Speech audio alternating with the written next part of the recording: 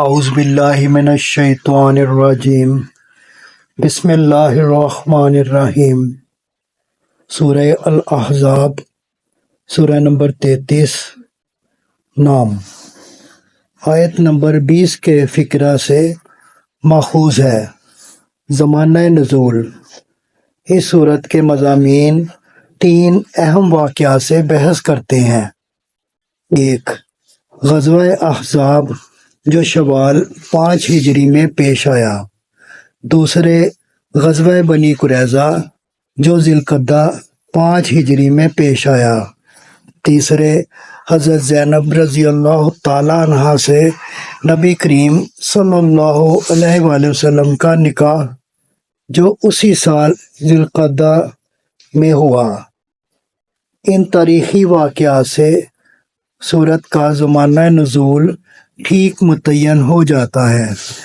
تاریخی پس منظر: جنگ احد شوال 3 ہجری میں نبی کریم صلی اللہ علیہ وآلہ وسلم کے مقرر کیے ہوئے تیر اندازوں کی غلطی سے لشکر اسلام کو جو شکست نصیب ہو گئی تھی، اس کی وجہ سے مشرکین عرب، یہود اور منافقین کی ہمتیں بہت بڑھ گئی تھیں اور انہیں امید بندھ چکی تھی کہ وہ اسلام اور مسلمانوں کا قلع کما کرنے میں کامیاب ہو جائیں گے۔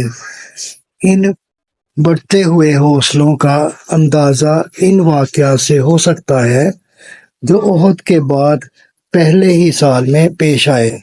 جنگ احد پر 2 مہینوں سے زیادہ نہ گزرے تھے کہ نجد کے قبیلہ بنی اسد نے مدینہ طیبہ پر چھاپا مارنے کی تیاریاں کی اور نبی کریم صلی اللہ علیہ وآلہ وسلم کو ان کی روک تھام کے لیے صحابی کو بھیجنا پڑا۔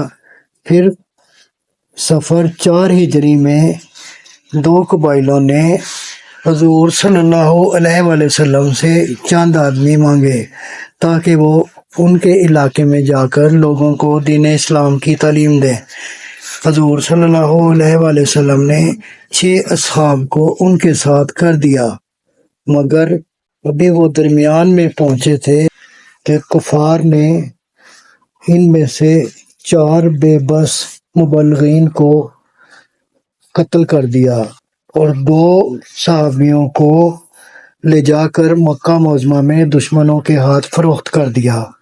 پھر اسی ماہ صفر میں بنی عامر کے ایک سردار کی درخواست پر حضور صلی اللہ علیہ وآلہ وسلم نے ایک اور تبلیغی وفد جو 40 یا بقول بعض 70 انصاری نوجوانوں پر مشتمل تھا، نجد کی طرف روانہ کیا، مگر ان کے ساتھ بھی غداری کی گئی اور ان سب کو بھی قتل کر دیا گیا۔ اسی دوران میں مدینے کا یہودی قبیلہ دلیر ہو کر مسلسل بد عہدیاں کرتا رہا، یہاں تک کہ ربیع الاول 4 ہجری میں اس نے خود نبی کریم صلی اللہ علیہ وآلہ وسلم کو شہید کر دینے کی سازش تک کر ڈالی۔ پھر جمادی الاولیٰ 4 ہجری میں 2 قبیلوں نے مدینہ پر حملے کی تیاریاں کی اور حضور صلی اللہ علیہ وآلہ وسلم کو خود ان کی روک تھام کے لیے جانا پڑا۔ اس طرح جنگ احد کی شکست سے جو ہوا اکھڑی تھی وہ مسلسل 7-8 مہینے تک اپنا رنگ دکھاتی رہی، لیکن وہ صرف نبی کریم صلی اللہ علیہ وآلہ وسلم کا عزم و تدبر اور صحابہ کرام کا جذبہ فداکاری تھا جس نے تھوڑی مدت کے اندر ہی حالات کا رخ بدل کر رکھ دیا۔ عربوں کے معاشی مقاطعہ نے اہل مدینہ کے لیے جینا دشوار کر رکھا تھا۔